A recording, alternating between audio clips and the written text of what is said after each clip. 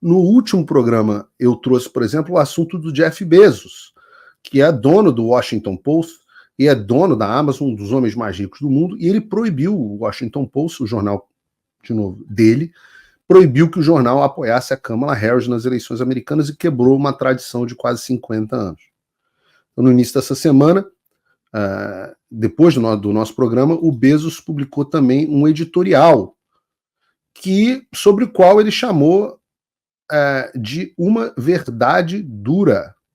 Está escrito aqui, uma verdade dura.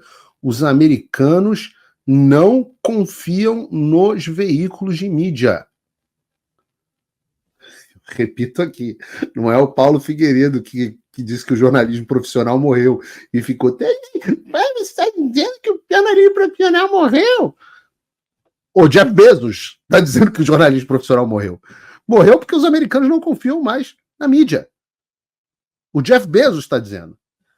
E esse é o ponto principal do editorial. A queda da credibilidade da imprensa. Ele já começa o artigo citando uma pesquisa do Gallup, um instituto de pesquisa, que alerta justamente sobre isso. Números. Segundo essa pesquisa, e uma versão dela está no meu curso Fim da América, a população americana confia menos em jornais, televisões e rádios do que em político. Vejam esse gráfico. Esse gráfico é absolutamente impressionante. Ele não vai ter vantagem botar ele na tela inteira, né, Bruno? Porque ele é um chat vertical. Mas vejam o seguinte, isso é muito bacana. Confiança dos americanos. Eu vou entrar aqui um pouco no detalhe aqui. Governos locais. Nos Estados Unidos, os governos locais são os pequenos municípios, é o político que ele elege, é o xerife da cidade, são as pessoas ali que ele elege pertinho dele. 67% das pessoas confiam nos governos locais. Governos estaduais, ou seja, 67, 2/3 dos americanos, é bastante gente. Governos locais, 55%, a maioria dos americanos acreditam nos governos estaduais. Confiança no povo americano como um todo, quando significa cometer julgamentos sobre o nosso sistema democrático, sobre os assuntos que o país enfrenta. É a confiança na vontade popular, essa que a gente vai mostrar aqui, que o Barroso, a Kamala Harris, o Biden odeiam. A gente vai falar sobre isso. 54% dos americanos acreditam nisso. O poder judiciário dos Estados Unidos, diferentemente do Brasil, 48%, quase metade dos americanos ainda acreditam no seu sistema judicial, em queda. Em queda.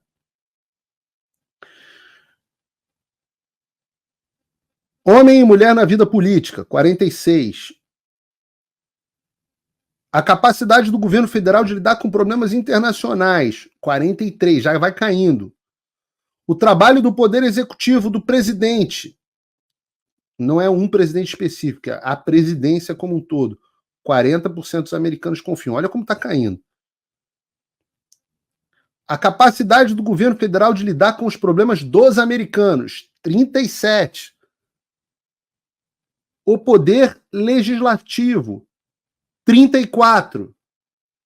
E aí, dessa pesquisa do Gallup, o item que a instituição democrática na qual o povo americano menos confia, é a mídia. Onde só, segundo a pesquisa, 31% dos americanos, 3 em cada 10 americanos confiam na mídia. E esse número não está quebrado aqui.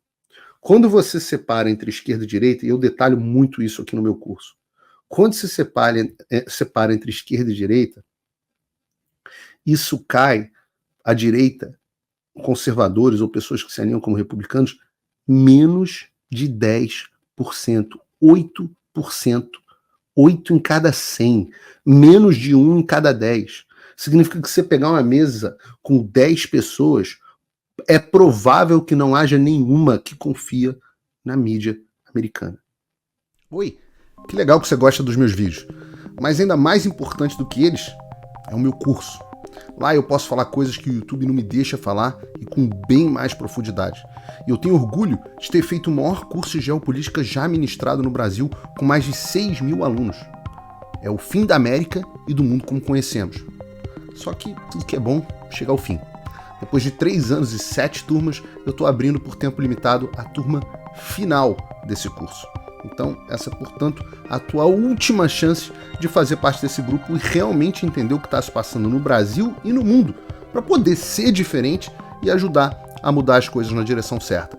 Tem um link para você aqui na descrição. É por tempo limitado e com vagas limitadas. De novo, é a última turma. Haja agora para não se arrepender. Um abraço. Isso é absolutamente impressionante. As pessoas confiarem nos políticos mais do que nos jornalistas é inacreditável.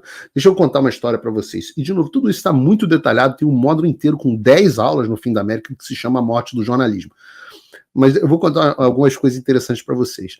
Até a década de 80, a figura com maior credibilidade no país era um jornalista chamado Walter Cronkite.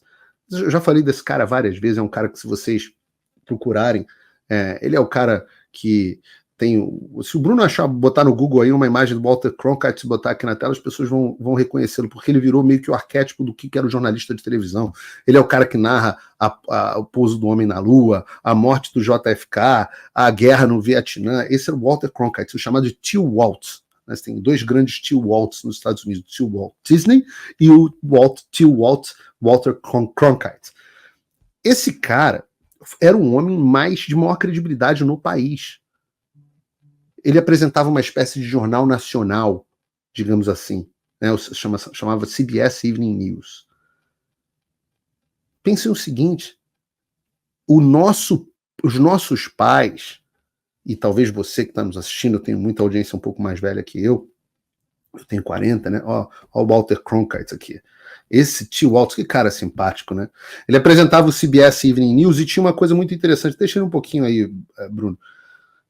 O CBS Evening News, por causa das regulações federais, ele era um jornal que ele tinha que ser isento. Porque Deixa ele aí, deixa o Tio Walt aí. Como o jornalismo daquela época, ele era transmitido pelas vias de transmissão, né, de rádio e de televisão, a lei de radiodifusão dos Estados Unidos dizia que o mesmo tempo tinha que ser dado para uma cobertura com a visão, digamos assim, mais à esquerda do que para a direita. E os fatos tinham que ser apresentados de forma imparcial e as 2 versões comentadas de forma ao mesmo tempo. Era uma lei. E o CBS Evening News era feito... Eu acho que a imprensa sempre teve um viésinho de esquerda. E quem criou essa regra, olha que interessante isso. Quem criou essa regra foi o Roosevelt, que era muito de esquerda, talvez o presidente mais à esquerda que os Estados Unidos tenha tido, mais do que o Obama, mais do que o Biden, o Franklin Roosevelt, não o Theodore Roosevelt. Ele criou essa regra porque os donos de televisão na época televisão e rádio eram todos de direita. E ele tinha medo de que, se houvesse liberdade, eles fossem promover o conteúdo como um conteúdo só de direita. E como eles queriam a versão da esquerda também, eles criaram essa lei para equilibrar o jogo. E o que aconteceu foi que toda a ideia de jornalismo isento e imparcial na televisão é copiada do jornalismo americano. O Jornal Nacional é uma cópia escarrada na sua versão original, ali, Sérgio Chapelain e Cid Moreira, né? É uma cópia escarrada do CBS Evening News. O Roberto Marinho era muito conhecido por copiar tudo que os americanos faziam, né? Os programas eram muito assim. Silvio Santos fazia muito isso também. Então, era por isso que você tinha um jornalismo isento. E qual é o meu ponto aqui da época do Tio Walt? Você tinha uma imprensa, primeiro, do homem mais confiável dos Estados Unidos, uma pessoa que todo mundo reputava como um cara de confiança, apresentando um jornal com os 2 lados da notícia, que todo mundo tinha acesso ao mesmo jornal. O americano médio chegava em casa, 80% da audiência ligava, o papai ficava lá, ligava a sua televisão na poltrona, né, a mamãe vinha ali fazer o jantar e tal, e depois o papai assistia o jornal enquanto as crianças ficavam brincando, né, a ideia do sonho americano da década de 50. E a sociedade foi assim até os anos 80. Eu me lembro que o meu pai falava assim: meu filho, Peraí que vai começar o Jornal Nacional, silêncio. Aí tá aquela chamada que existe até hoje, Jornal Nacional, meio que todo mundo tinha que calar a boca para ver o que vinha no jornal. Porque as pessoas esperavam um dia inteiro para ter acesso à notícia. E aí tinha acesso a uma notícia equilibrada, imparcial, com acesso aos dois lados, e todo mundo tinha acesso à mesma informação. Fast forward, né? Avançamos e estamos em 2024. Nós temos uma imprensa absolutamente sem nenhuma credibilidade, que desistiu completamente da imparcialidade, e as pessoas de direita não assistem sequer os mesmos fatos das pessoas de esquerda. Então, você que assiste Paulo Figueiredo Show não vê a Globo, e quem tá, ou vê muito pouco a Globo. E quem está na Globo nunca, às vezes, ouviu falar sobre o Paulo Figueiredo. Não tem como haver diálogo entre essas pessoas, porque elas não têm acesso sequer aos mesmos fatos. Então você sai de uma sociedade de centro, com uma opinião homogênica, para uma sociedade onde cada um pensa o que, assim, uma salada. E se você somar isso ao problema real dos algoritmos das redes sociais, que só mostram para você o conteúdo que você quer ver, está roubado. É impossível você ter uma visão equilibrada de mundo e o diálogo e a tal da democracia. Quando as pessoas falarem para você a discussão está muito polarizada, eu estou explicando para você por que a discussão está muito polarizada. E, de novo, eu explico isso em detalhes e por que a democracia se acostumou a funcionar com uma imprensa livre e com uma imprensa imparcial. E sem essa imprensa imparcial, a democracia está colapsando. E eu explico como que a esquerda capturou os veículos de mídia para isso acontecer. Que isso não foi à toa. Houve uma razão mercadológica do broadcasting virar narrowcasting, mas houve também uma razão dos donos do mundo. Se eu disser para você que hoje 6 grupos controlam 95% da audiência americana e que desses 6 grupos, todos eles têm os mesmos donos, BlackRock, State Street e Vanguard. Inclusive a Fox News. Todos têm o mesmo dono. Você já ouviu falar nisso? Não? Torne-se meu aluno. De volta ao editorial do B, aliás, só esta semana. Só esta semana você tem para se tornar meu aluno. E se você não sabe, se você ouviu pela primeira vez o que eu estou falando agora, você não está apto para o debate público. Isso vale. Olha que interessante, eu vou abrir o meu curso para deputados e senadores numa versão presencial aqui em janeiro, em Miami. Porque se você não sabe o que está acontecendo, você não pode participar. Para de comentar. Para de comentar no chat. Você não sabe o que está acontecendo.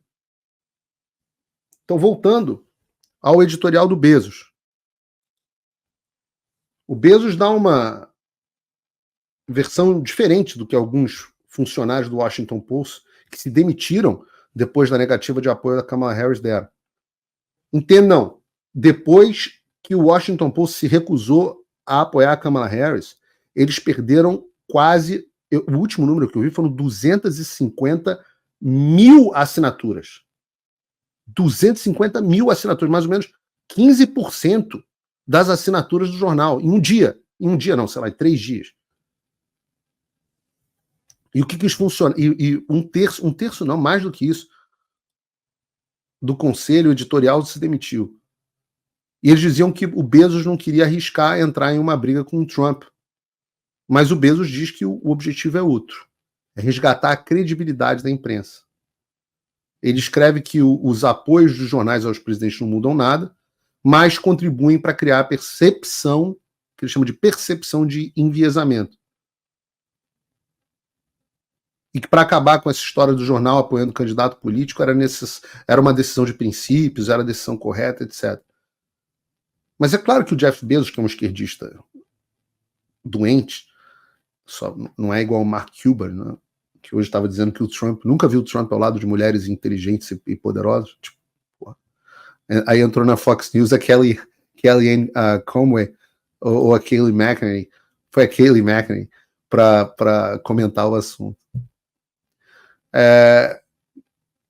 Não pense você que o Jeff Bezos acordou num belo dia querendo fazer o bem. Olha esse trecho que ele escreveu. A falta de credibilidade não é exclusividade do The Post. Ou seja, ele admite. exceto os bostas dos jornalistas brasileiros, ninguém acredita nesta merda do Washington Post. Ele que está dizendo.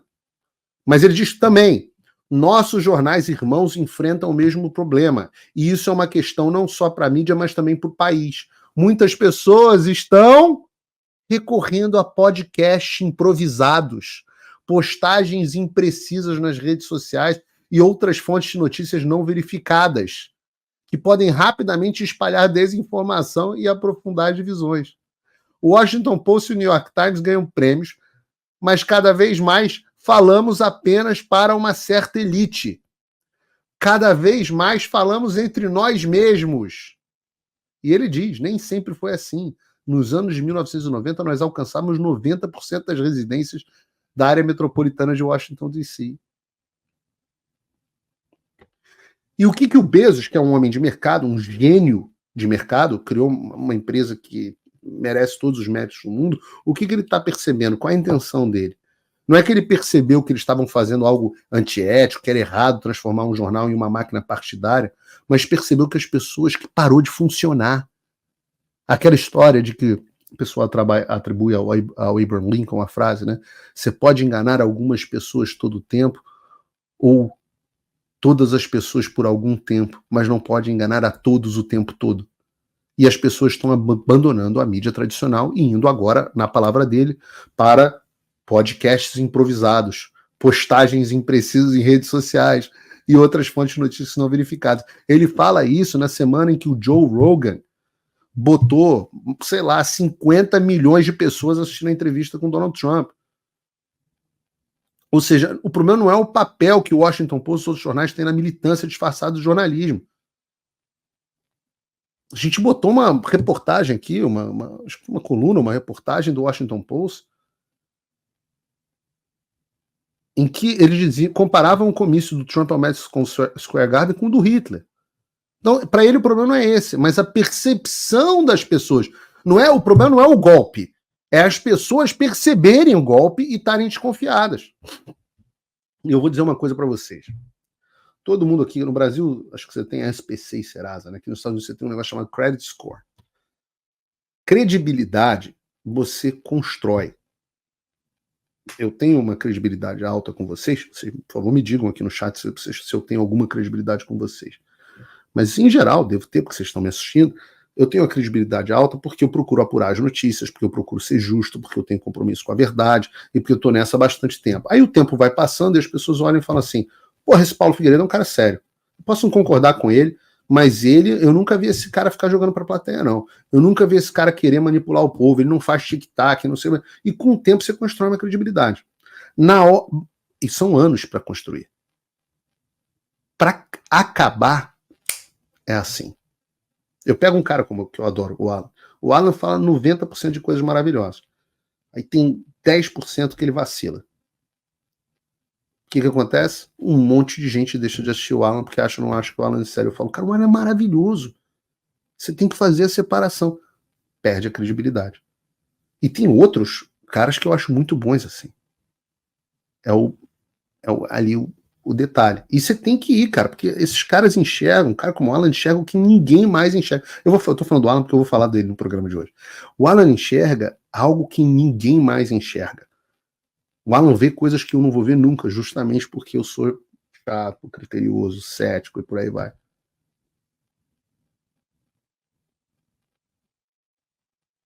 Não é à toa. O Bezos diz assim no editorial. Palavras do Bezos. Deixe-me dar uma analogia. As urnas eletrônicas, é o Bezos que está dizendo, devem atender a 2 requisitos. Elas devem contar os votos com precisão. Isso é o Bezos que está falando, não é o Paulo Figueiredo. Alexandre, bloqueia o Bezos, tá? Ele que está dizendo. Elas devem contar os votos com precisão e as pessoas precisam acreditar que elas contam os votos com precisão. O segundo requisito é distinto do primeiro e igualmente importante. João, me faz um favor. Pega esse trecho que está no nosso roteiro e manda para mim separado no WhatsApp que eu vou fazer um tweet só a respeito disso. Porque é o Jeff Bezos, não é o Paulo Figueiredo. Ele continua. Da mesma forma, os jornais precisam ser precisos. E as pessoas precisam acreditar que os jornais são precisos.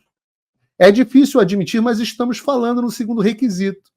A maioria das pessoas acredita que a mídia é tendenciosa. Quem não percebe isso está prestando pouca atenção à realidade. Quem luta contra a realidade acaba perdendo. A realidade é uma campeã invicta. Eu concordo plenamente, exceto com a razão. Vocês estão falhando miseravelmente, não é porque as pessoas têm uma percepção errada da mídia. É porque a porra do teu jornal faz publica uma matéria comparando o comício do Trump com Hitler. Porque as pessoas estão com verde, com vermelho, azul e amarelo e branco. Porra! Porra!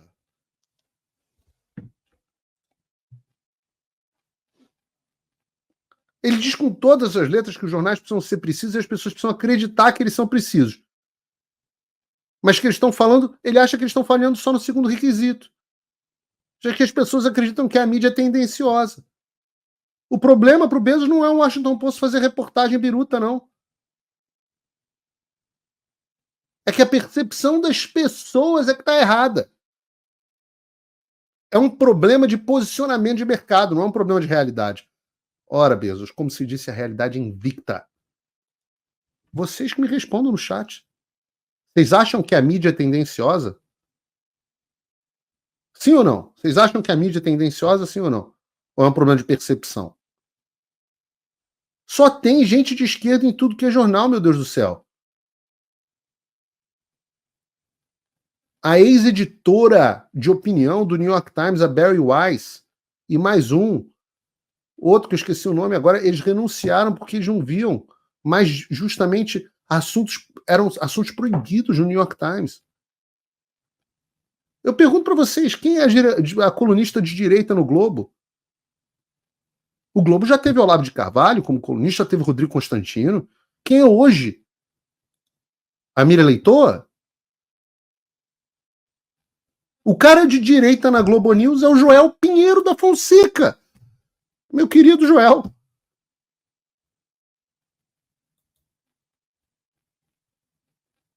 Quem é o cara mais à direita da Folha de São Paulo? O ponto do Jeff Bezos é com essa politização dos veículos de mídia. As pessoas estão indo para onde? Para os podcasts. E ele está desesperado com isso. Ele chama de podcasts improvisados, né? A gente, graças a Deus, está com uma qualidade de produção muito boa, câmera boa, luz boa, estúdio bom, microfone bom. Vocês um dia ouviram aqui a câmera para vocês verem os bastidores. Tem proteção acústica na parede, tem duas. Bota a segunda câmera aqui, Bruno, para as pessoas verem que a gente tem segunda câmera. O Bruno não usa o suficiente a segunda câmera, tem que usar mais. Ó, aqui, ó.